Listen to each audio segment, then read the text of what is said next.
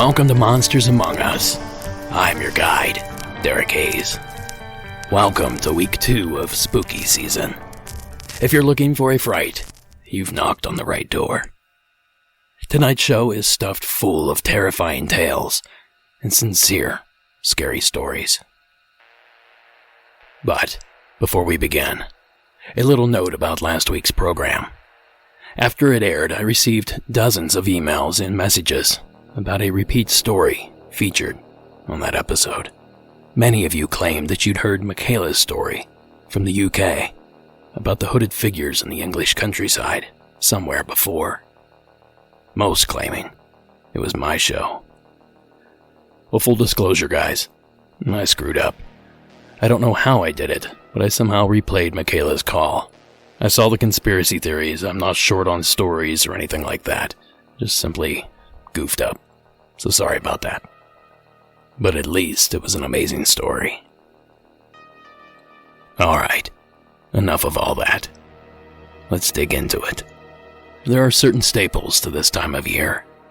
Pumpkins, leaves, bonfires, and of course, scary movies. Well, it's not all that often that we get to discuss the latter. But thankfully, Eddie from California sets us up for just such a discussion.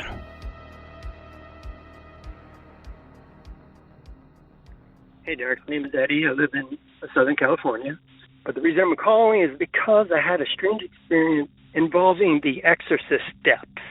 Now, I don't know if this gets much play. You probably have to file this under miscellaneous because I may be the only person who was affected by the Exorcist steps in Georgetown, Washington, D.C. It goes like this. I used to have the Exorcist book up in the attic of our house. When I was a kid, I used to see it, but I didn't crack it open. It just, scared me too much. I didn't see the movie till much later in high school. I went to a drive-in on my own and saw it on the big screen. Loved it, and I loved the movie, and really had no effects from the movie. But when I grew up in Arlington, I ended up going to college in Minnesota, but I came back to Arlington to live after college. And you can see the Exorcist steps from the Arlington side across the Potomac. And I always wondered about those steps. It'd be kind of fun to go visit it and walk down it. But when I went there and stood at the top of those steps and looked down, it's a creepy feeling. And maybe superstition got the best of me, and I didn't want to go down those steps at that time. I gathered up the courage later, talking early 90s, I guess, 91 or so, and I went down those steps, and strange things began to happen after that. Almost immediately, when I got down to the bottom of the step, I was walking to the metro station, to catch a ride back over to Virginia, and practically walked in front of a police car. Had to stop suddenly. I guess I was lost in my thought. But things got from bad to unsettling, I would say. The bad thing is, I was walking along home from the metro. It would have been weeks later. But someone shouted from a car as they passed me, just yelled, "Hey!"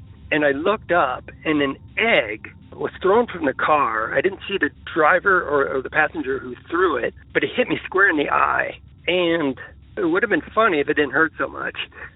Now, again, this is a series of bad luck or unfortunate incidents, and I never really tied it to, a curse of the Exorcist steps. I don't even think there is one unless I'm the only one who was affected. But it wasn't too long after that we had one of the coldest winters in Virginia, and I lived in Arlington with a bunch of roommates. I lived down in the basement, and my roommate down the hall came sloshing up to me like at 4 a.m. I say sloshing because the pipe had burst and we were standing in about ankle deep of ice cold water. And we went over to his room trying to figure out, okay, how did this happen? And you could see water lapping up to a surge protector. He said, well, let's lift that out of the water, before it electrocutes us and kills us. Again, I'm not tying it to going down the steps. It's just these weird things were happening. I'd say it would be more coincidence than anything. I blame the cold weather. I blame, a prankster for throwing the egg. But things got really unsettling when I got this notice from the phone company that said my phone number had been changed. Now, back then in the early 90s, we didn't have cell phones. It was just a landline. And I always had this number travel with me. It was a 703 area code. Let's say it's 703-555-1212. Well, the notice that I got in the mail was that my number had been changed. Please verify that my number has been changed to 703-666-1212. Now, that's not even close to what my number was. The only numbers that changed were those 3 digits from 555 to 666, but it's actually not 555. I'm just throwing that out there. But it is unnerving to get a message like that when I did not make a phone call. And the only rational explanation I could think of is that either there was some, glitch in the computer system, and it randomly chose those numbers and, placed it on my phone, something I did not do, or my roommate, as a practical joke, phoned it in. But I don't even remember telling him about the travel down those steps. So it was just a little unnerving. After that, I moved away from that house, over to D.C., and never really experienced anything odd or demonic or anything like that. It was just an interesting thing that happened to me after I walked down those steps, a series of unfortunate events. So I was wondering if your listeners had any experience, because now the steps are a D.C. landmark, and a lot of tourists go there, fans of the movie go there, and, run up and down these steps, and I'm just wondering maybe somebody else has had some kind of weird experience after doing that, a series of bad luck like I did. It'd be interesting. I may be the only one. If so, great, it was a one-off. But if other people have had some series of unfortunate events, then I know I'm not the only one. Anyway, great fan of the show. You're doing great work. Love these stories. Gets me through the day and through the night. Talk to you later. Bye. Thanks, Eddie. I've actually been to Georgetown. I wasn't aware then that it was the home of this infamous landmark. Otherwise, I certainly would have walked down them. Now, Eddie proposes that he may be the only one affected by the infamous steps. And according to the digging I did, that may be correct.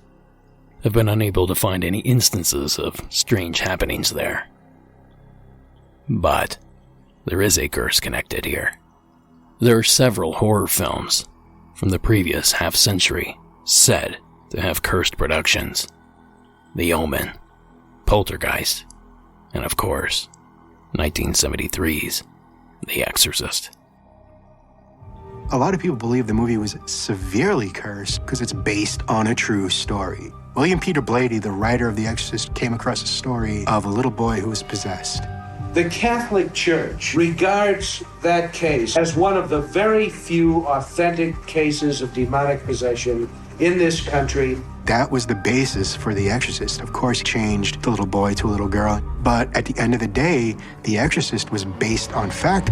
It is strange that movies that have to do with the occult will have spooky or strange things happen to the actors and to the crew on set. Linda Blair experienced accidents. I was definitely challenged by the physicality, fractured my lower back, but it was something that I was able to compartmentalize. One day there was a fire on a set.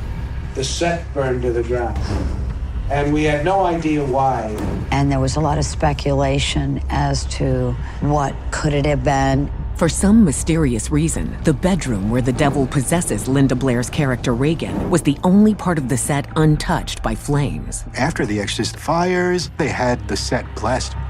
A lot of people want to believe more in the curiosity, the dark side, the possibility, could it have been? And then there were others that were more apt to say, no, it's just an electrical short that happened. But a lot of people kept certain things away from me because they would never want to do anything that would scare me from going back on set. That clip comes courtesy of E! Entertainment and features director William Friedkin and actress Linda Blair. The troubles on the set of the 10th highest grossing horror film in history are no secret. In fact, there are several different documentaries found on YouTube that you can dig into yourself to learn more about this cursed production. I remember my mom first telling me about The Exorcist when I was a kid. She told me stories of people puking and passing out in the theater. It sounded like a real hoot. Thanks again, Eddie. That's one I thought I would never get to dig into. Now, as if the mystery of Michaela's call wasn't enough, I had another strange occurrence with last week's installment. Or more like a coincidence. Remember the Mantis Man story we revisited last week from Season 3, Episode 1? Well, here, I'll just let Eve from Oregon help you make the connection.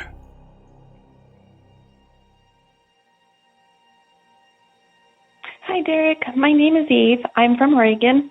My sister told me about your podcast, and I've been listening for a couple of years now. You might remember my sister's story about the 9 or 10-foot mantis man she saw while she was running in Illinois. But we've had a lot of experiences together as kids and as we've grown up, and I thought I'd call and share one of my stories or an experience I've had, and hopefully I can get your opinion on what I experienced. I've kind of changed my mind about what I thought it was since I've been listening to your podcast, but because it was so different, I'm just not sure what it was.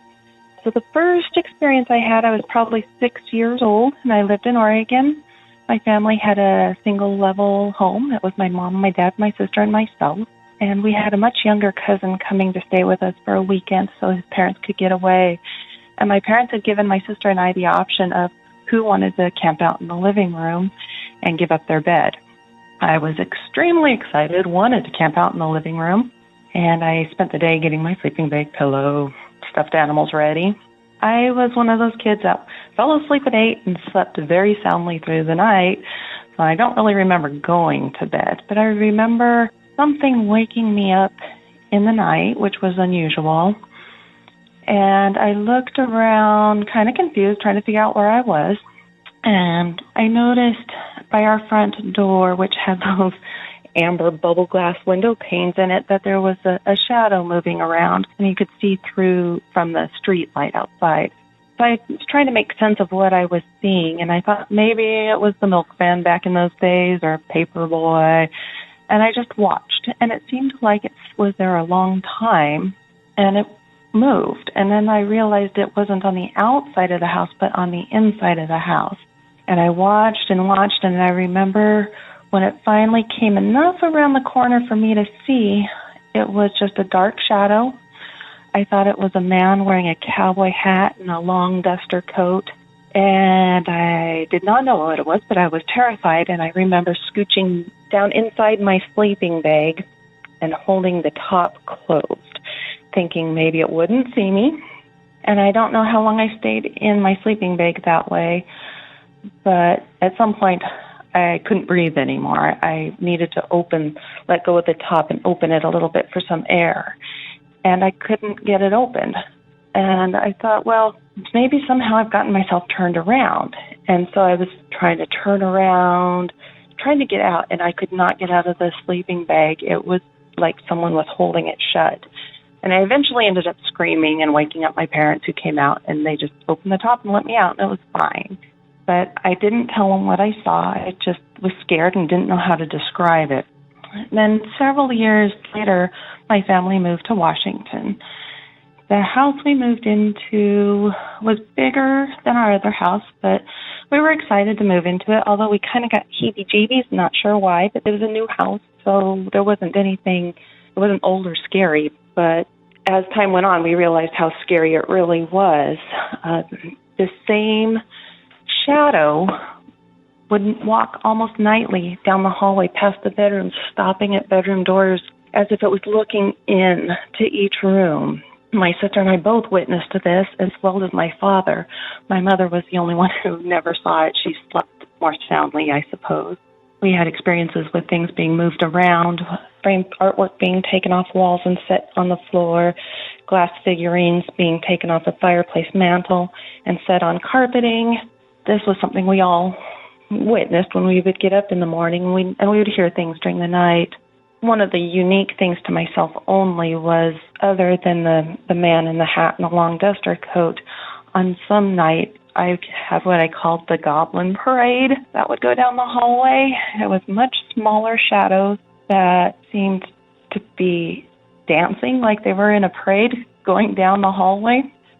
This Goblin Parade, it wasn't there every night, but when I would have to get up in the night and use the restroom, which was directly across the hallway, I wake up, watch the doorway for a while to make sure that the dark man wasn't going to be standing there, or if the Goblin Parade was going to go by, I would wait and watch and eventually get brave enough if I didn't see anything to run to the restroom.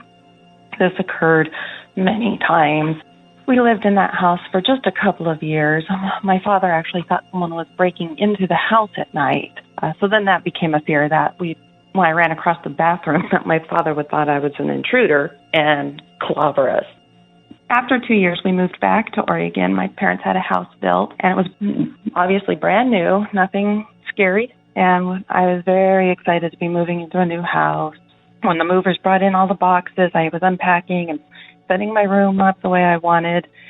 And the rest of the family, since we had just moved into the state, were going out to dinner for celebration with other family that lived in the area. But I wanted to stay home and get my room set up just the way I wanted.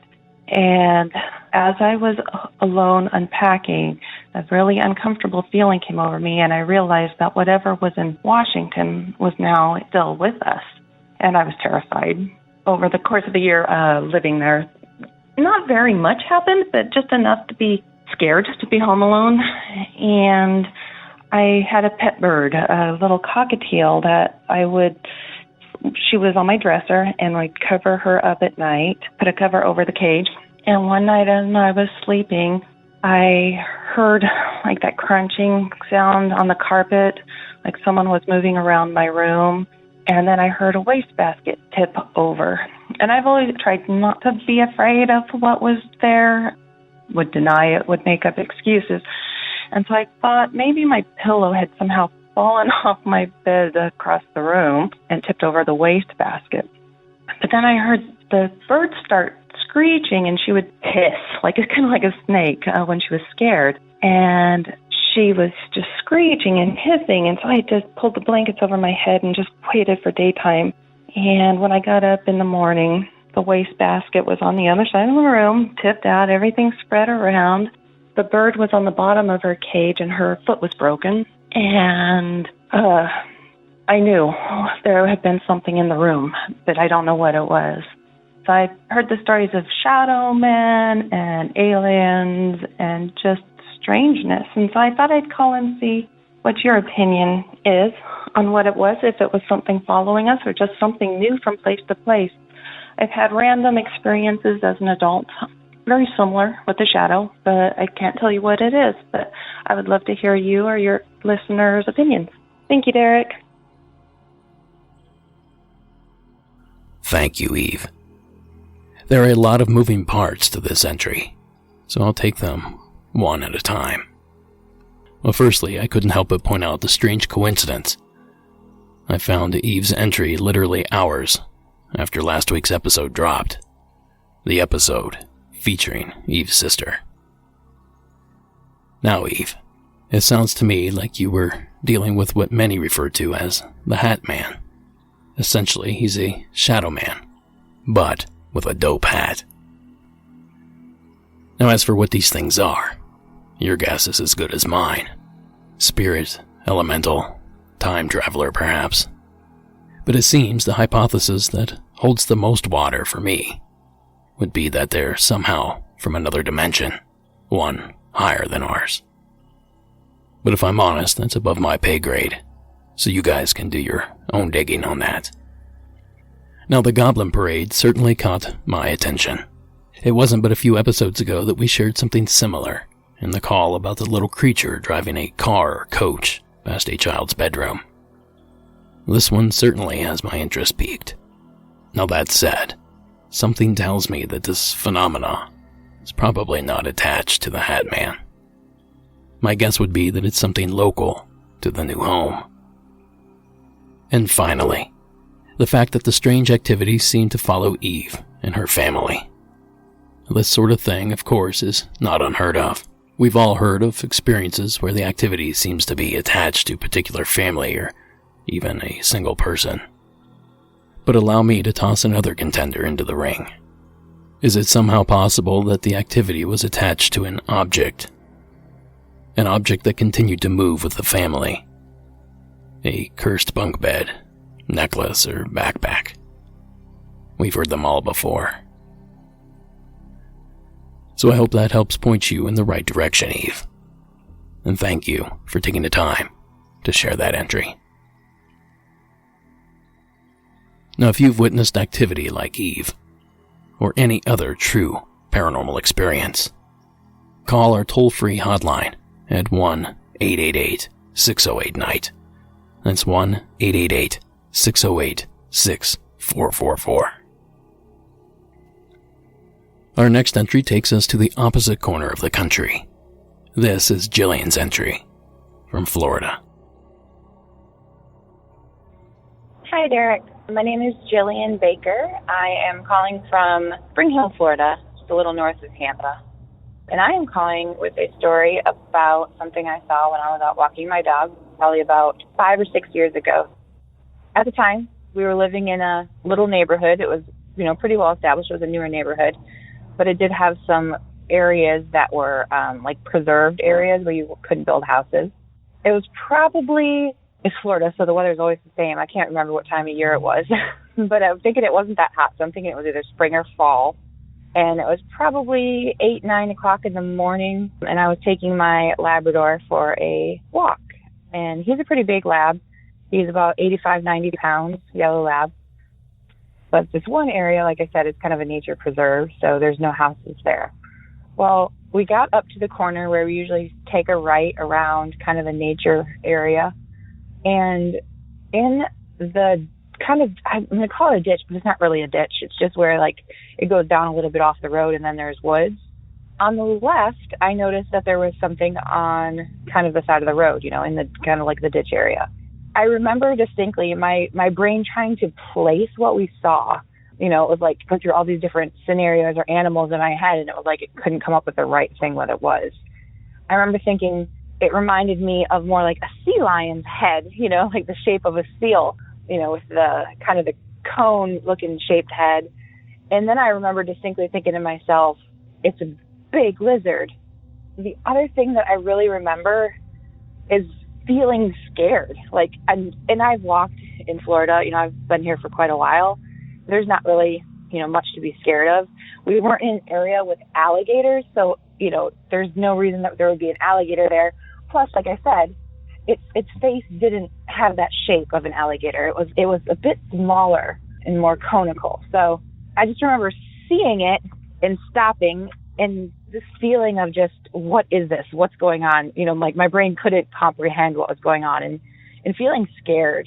And about the same time that this all was going on in my head, my dog kind of got anxious as well. Like I felt him kind of tense up and stop and kind of look in that direction.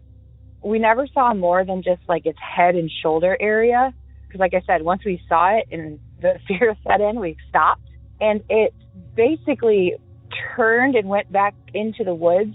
And the grass was high enough that I couldn't see the rest of its body. Now, my only thought is that maybe, I don't know if it's possible that somebody had like some kind of large lizard that they could have, released or set free, kind of like in the Everglades here, they have the, the pythons and stuff like that have been taking over because of people releasing them. So that was my only thought, is that maybe somebody had some kind of very large, like, a Komodo dragon, something big like that they had released that could have lived in the woods there. But I mean, it was big like that. Like I said, it wasn't as big as an alligator. And I've seen a lot of alligators because I live in Florida. It was definitely not an alligator, but it was some kind of very large lizard, and it was in the woods. It didn't charge us or anything like that. It didn't make any noise, and then it just kind of turned and went back into the woods. I was too scared to go close because I didn't know if it was something that would attack my dog, so I just turned right around and went straight back home and told my husband about it. So I don't know if I would quite call it a cryptid. Maybe, like I said, it is just a large lizard that someone released. But I would love to hear if anybody else has seen anything like that in the Florida area. Like I said, we live up near the Nature Coast, so north of Tampa in the Pasco County area. I love your podcast. Thanks so much, Derek. Have a good day. Thanks, Jillian.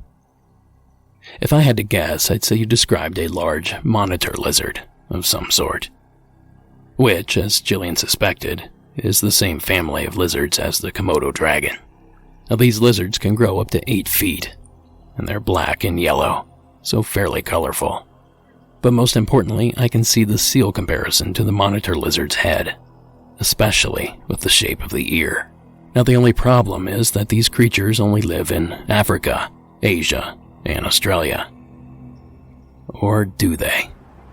Well, chances are if you live along the West Palm Beach Canal, you've probably seen a Nile monitor lizard swimming along the waterway. They can grow to nearly 8 feet long, and their native home is far away from us here in South Florida. Nile monitors are originally from Africa, but biologists say some pet owners here in South Florida let them go into the wild, allowing the population to grow. They've been spotted across the state, but mainly in Palm Beach, Lee, and Miami-Dade counties. Here's the problem with this lizard. Biologists say it feeds on eggs of native protected species like gopher tortoises and burrowing owls. The FWC is taking surveys several times a month in Palm Beach County to try to track down the lizards, and if they find one, they catch it or shoot it.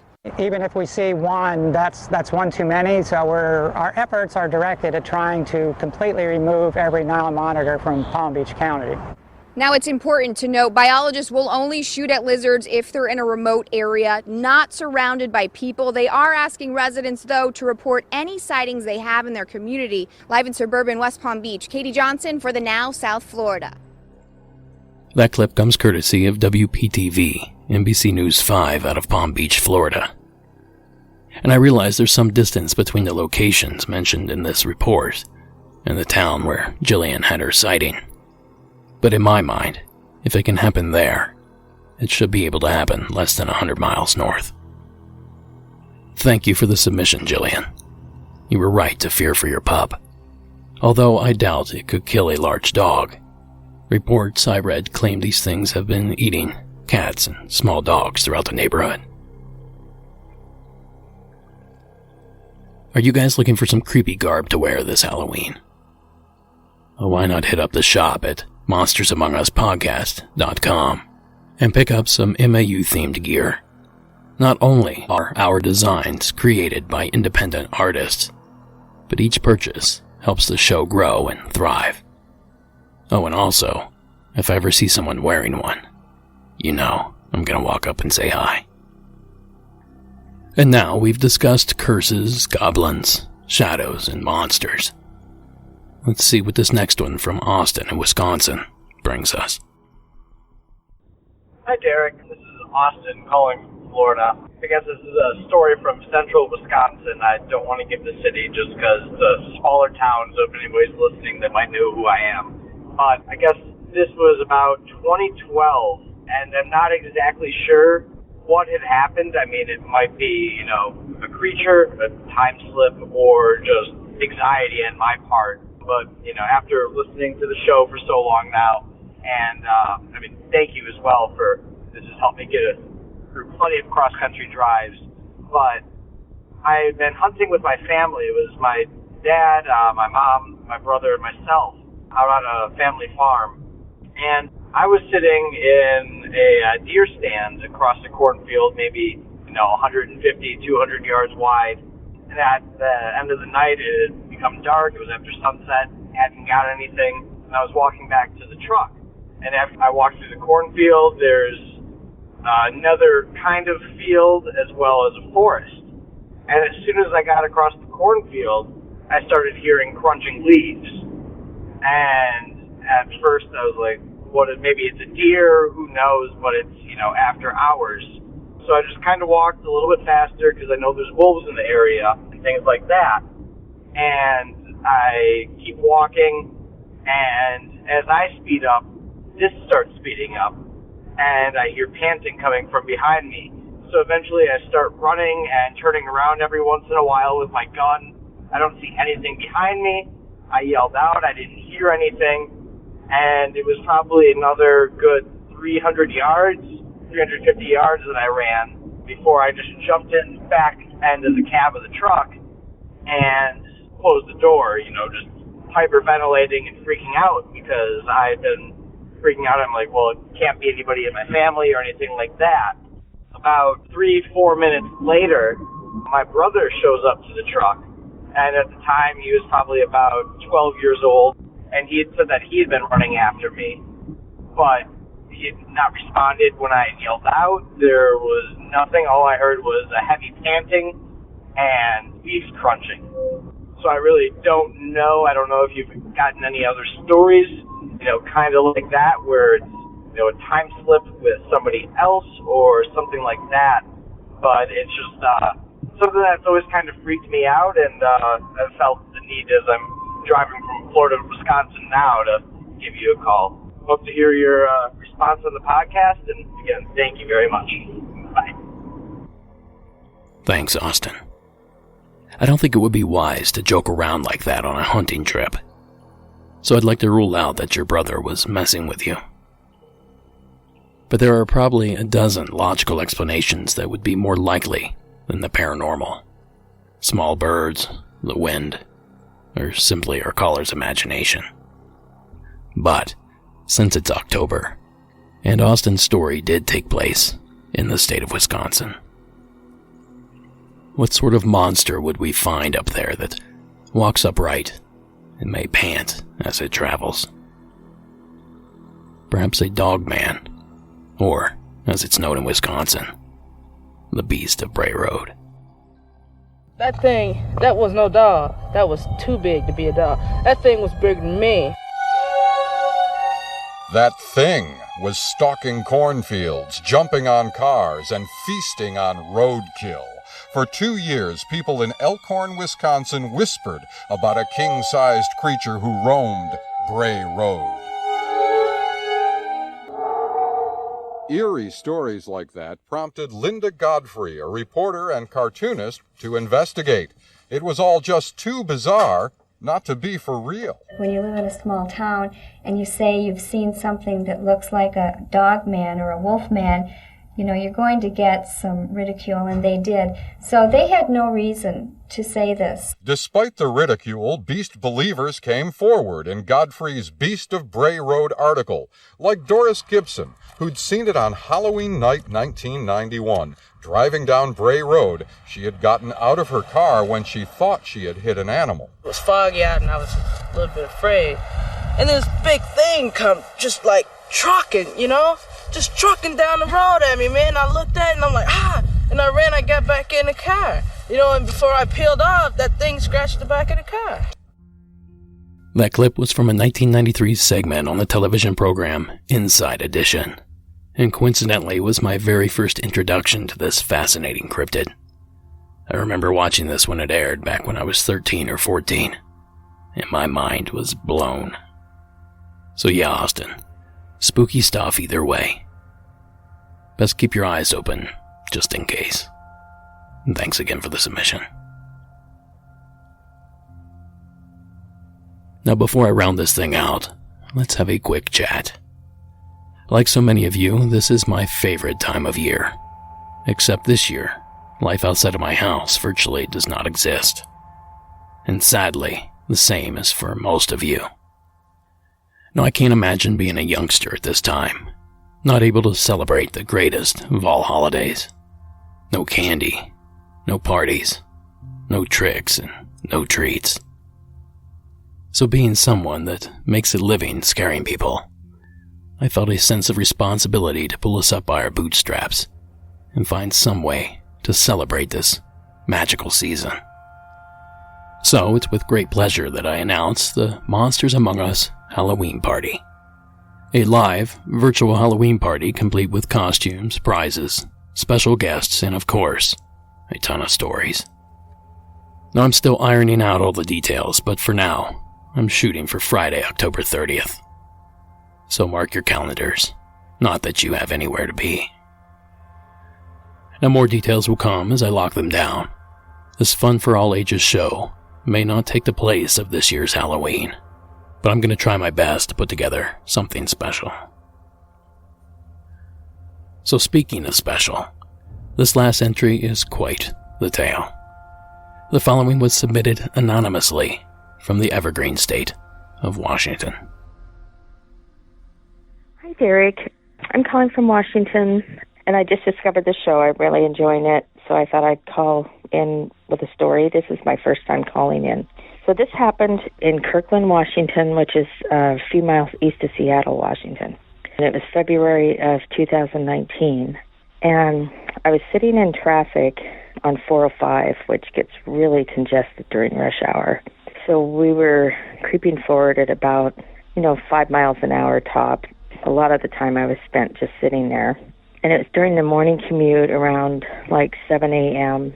So I think it had just gotten daylight, and it was a cloudy and dingy kind of day, not raining, not really particularly windy or anything. I was directly behind this work truck that had an open bed, and it looked like a lot of yard maintenance type of tools and such in the back.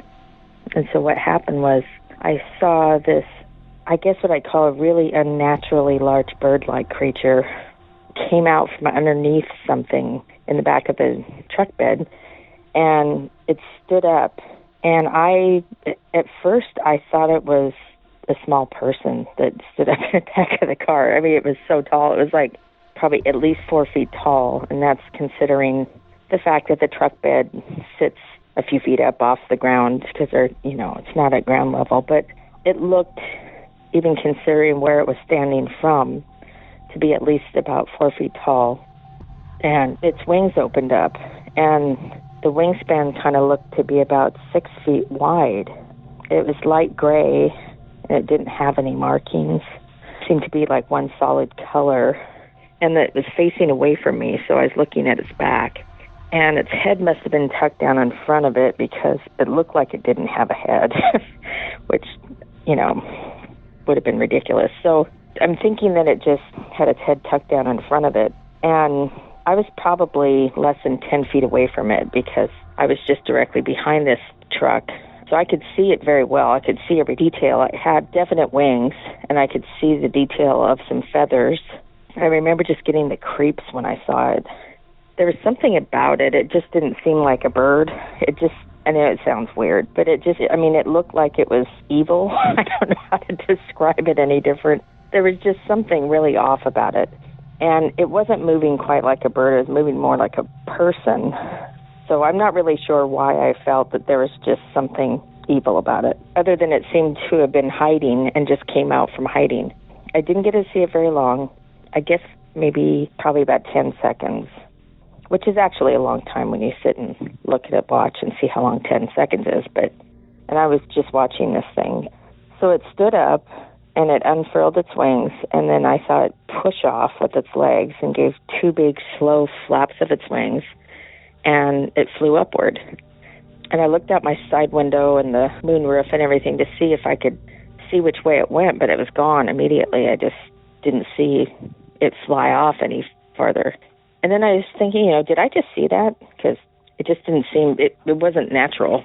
So I thought about different possibilities of what I could have seen coming out of the back of the truck. And, I was thinking maybe it could have been a tarp or a blanket or some landscape fabric that got caught in the wind, or maybe even a big garbage bag, because that would seem like the most logical explanation. But the thing is, I was really close to the thing, and the lighting was such that I could see a lot of detail. And I'm certain I saw feathers and well-defined wings and purposeful motions. And it just stood and spread its wings and pushed off. And then these 2 slow, powerful flaps of its wings, it rose up really quickly and disappeared. It didn't seem to be moving like something that had been caught in the wind and was being taken away by a breeze. It seemed to be some kind of bird that was taking off, except that it didn't move quite like a bird. So I looked up different large birds native to this area and looked at various pictures of them on the internet. I couldn't find a photo of anything that looked quite like this thing. It definitely wasn't a pelican or an eagle or a hawk or a raven or an owl. Trumpeter swans are about the right size for what I was describing, I guess. 60 inches long and a wingspan of 80 inches. I mean, that was about in the ballpark. But their wings look a little bit similar to what I saw, but really this thing, I don't think was a trumpeter swan, because they're usually white. And it says that juvenile trumpeter swans are gray or brown, but this thing really just didn't look like a swan. It didn't look like a normal bird at all. And where were its head and neck? That was bizarre. Anything that was about to take off and fly, I don't see why it wouldn't have raised its head and looked up. But it was tucked down so well that it looked like it didn't have a head. Well, anyway, I don't really know if anybody else has had, I guess, what I would call a possible cryptid sighting like this in the Seattle area, but I'd like to hear any feedback if somebody's seen something like this or has any other ideas about what could have made something look like this. Anyway, thank you. I really enjoy the show, and keep up the good work. Thanks. Bye. Thanks, caller. Like my thoughts on Eve's entry early on, this one too requires some careful dissection. Let's begin with the local contenders. My first thought is a great blue heron. They're a blue-gray color, fit the size description, and they even tuck their head in, so from behind you won't be able to see the neck or even the head. Now, did a landscaper collect a quote-unquote body of a bird only to have it come back to life in transit? I doubt it. So I did some searching around, and it turns out flying humanoid creatures are nothing new to this region. The following excerpt from Weird US tells of 2 encounters with strange flying humanoids, all within 100 miles of our caller's location. According to some investigators, on the afternoon of January 6, 1948, Mrs. Bernice Zykowski was standing outside her farmhouse on the outskirts of Chehalis, Washington. Something in the air attracted her attention, and she looked up to see a man flying about 20 feet above her barn. He was flying vertically, kept aloft by a set of silver wings. The wings were fastened to a kind of harness, and she said she heard a whizzing or whirring sound, which came from the wings or harness. As she watched, Mrs. Zykowski saw the man reach up to his chest and adjust what she thought were controls on the harness. Mrs. Viola Johnson told reporters that on April 8th of that same year, she saw not just one flying man, but 3, around 3 p.m. She took a break from her job at City Cleaners in Longview. She went outside and saw what she thought was a small flock of seagulls flying toward her. As they got closer, she saw that the gulls were really 3 men wearing what she described as gray Minuteman-style uniforms. They began circling over the cleaners at an altitude of about 250 feet. She rushed inside the cleaners and alerted her co-workers to the strange sight outside. Now I know what you're saying. That was over 70 years ago. Well, what if I told you those aren't the latest or strangest reports to have come in? And with this new wave, this flying humanoid was even given a name. The following article was generously read by a good friend of the show and host of one of my favorites, Blurry Photos Podcast. Well, it was written by C.R. Roberts of the Tacoma News Tribune and published on April 24th, 1994. Mount Rainier area youth has close encounter in the foothills. Brian Canfield, 18, held tight the steering wheel. He was alone and on his way home. The engine died and the dashboard lights fell dark. The pickup truck he was driving stopped suddenly, abruptly, square in the middle of the road there between the edge of the forest and a scrubby, clear-cut field. His headlights cut a hole through the night. He sat wondering what was wrong. Then he saw the feet descending.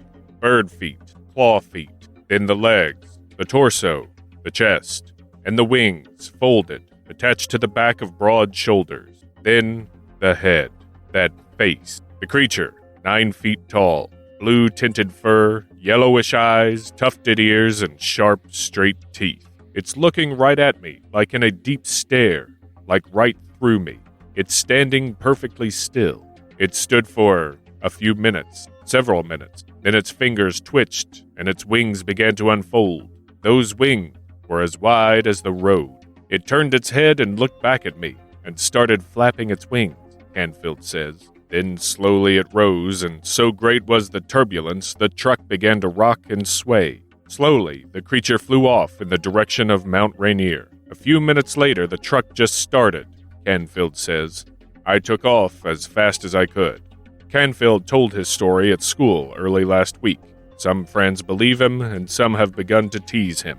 One friend helped him with the sketch, and others have come up with a name for the creature, Bat Squatch.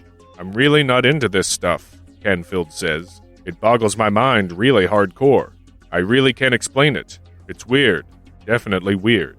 It did happen. I'm willing to put my life on it, he says. I just have this picture in front of my head, the picture of it standing there. I can't get rid of it. It's just there.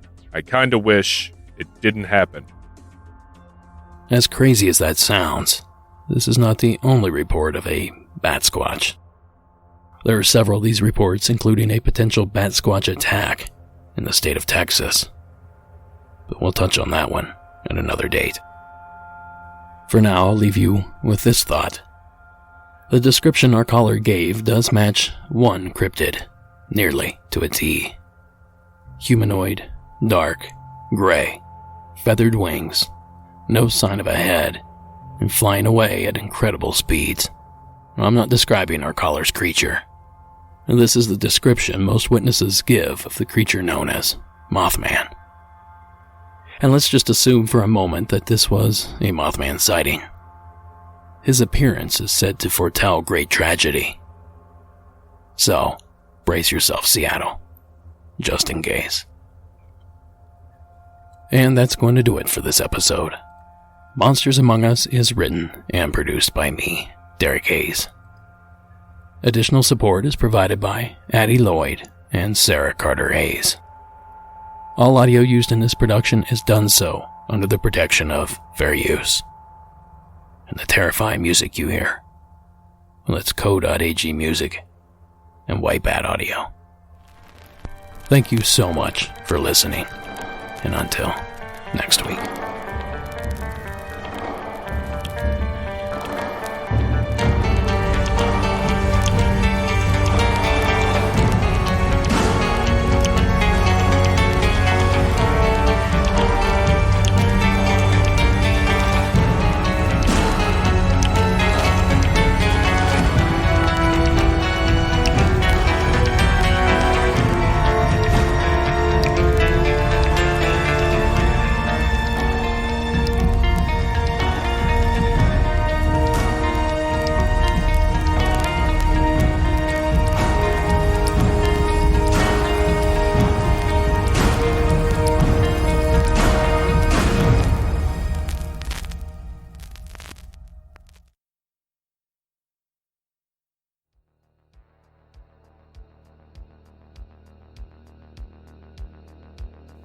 Now I have one more entry for you this evening, and this one is nothing short of chilling. So chilling, in fact, that I'm going to let this one play us out. I need a little more time to process it. By the way, this would be a good time to join our social media accounts to join in on what I'm sure will be quite a discussion after you hear this one. So enough from me. Please join me in welcoming Julie from Oregon to the program.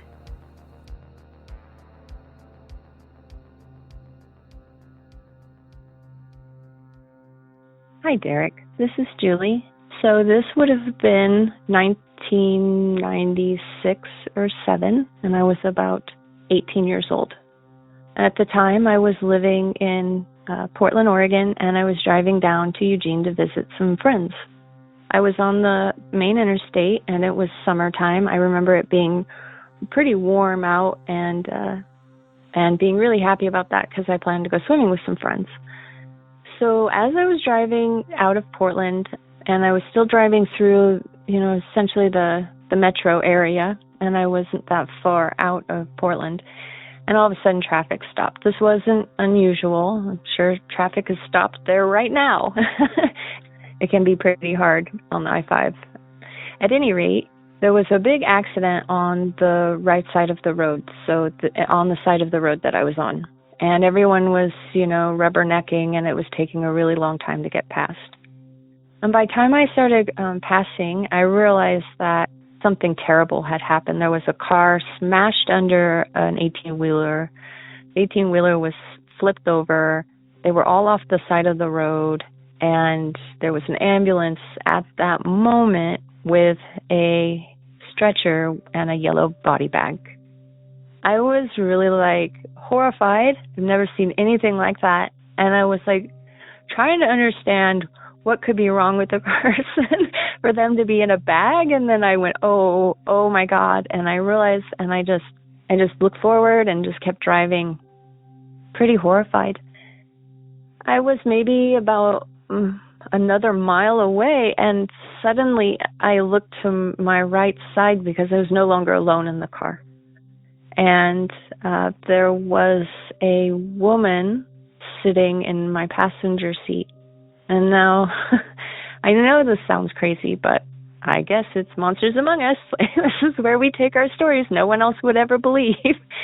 At any rate, I could describe her perfectly. She had a red shirt on that had these little diamonds on it. She had some blue slacks, like she had just gotten off of work from an office job or something. She had black curly hair, and she had a lot of makeup on. And while she was 100% there, there was something very while she was solid in vision, like there was something just kind of ethereal about her. I just couldn't quite. Obviously, I knew there wasn't somebody in my car, so I was startled. And she looked over at me when I looked over at her, and she looked completely freaked out.